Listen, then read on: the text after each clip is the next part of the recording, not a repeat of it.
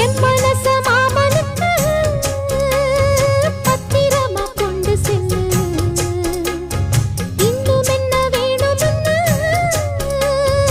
உத்தரவு போடச் சொல்லு.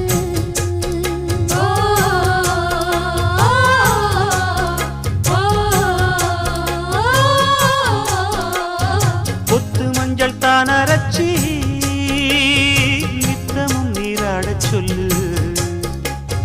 மீனாட்சி குங்குமத்தா நெத்தியில சூடச் சொல்லு.